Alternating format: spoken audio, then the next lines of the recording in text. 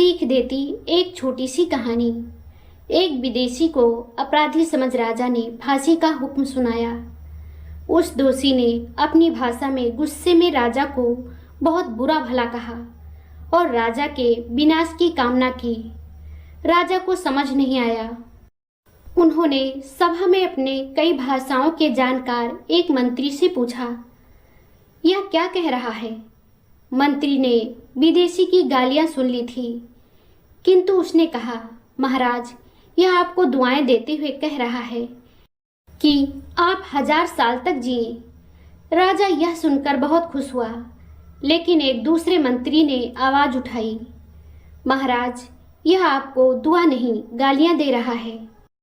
वह दूसरा मंत्री जो पहले मंत्री से ईर्ष्या रखता था, उसने पहले मंत्री की बुराई करते हुए कहा, ये मंत्री जिन्हें आप अपना विश्वास पात्र समझते हैं, झूठ बोल रहे हैं। राजा ने पहले मंत्री से बात कर सच जानना चाहा, तो वह बोला, हाँ महाराज, यह सत्य है कि इस अपराधी ने आपको गालियां दी और मैंने आपसे झूठ कहा। पहले मंत्री की बात सुनकर राजा ने कहा, तुमने इसे बचाने की भावना से अपने राजा से झूठ बोला। मानव धर्म को सर्वोपरि मानकर तुमने राजधर्म को पीछे रखा। मैं तुमसे बेहद खुश हुआ हूँ। तुम्हें इनाम में 100 असरफियाँ देता हूँ। फिर राजा ने विदेशी की ओर देखकर कहा, मैं तुम्हें मुक्त करता हूँ। निर्दोष होने के कारण ही तुम्हें इतना क्रोध आया कि तुमने राजा को गाली दी। फिर दूसरे मंत्री की तरफ मुड़े और कहा, मंत्री महोदय, तुमने सच इसलिए कहा क्योंकि तुम पहले मंत्री से ईर्ष्या रखते हो। ऐसे लोग मेरे राज्य में रहने योग्य नहीं। तुम्हें दंड देता हूँ, इस राज्य से चले जाओ। कहानी की सीख। इस कहानी से हमें यह सीख मिलती है कि जीवन में केवल सच बोलना ही पर्याप्त नहीं होता, बल्कि उसके पीछे की भावना भी उतनी ही महत्वपूर्ण होती है। यदि किसी का उद्देश्य भलाई, करुणा और मानवता की रक्षा करना हो, तो उसका हर कार्य सम्मान के योग्य होता है।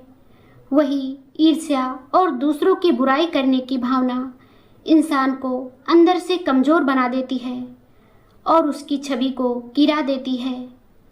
दूसरों की बुराई से अपनी भलाई कभी नहीं होती, पर अक्सर बुरा हो जाता है।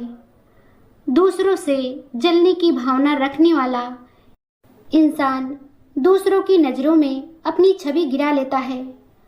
उसे लोग अपने आसपास पसंद नहीं करते। वो जहाँ जाता है नकारात्मक विचार फैलाता है।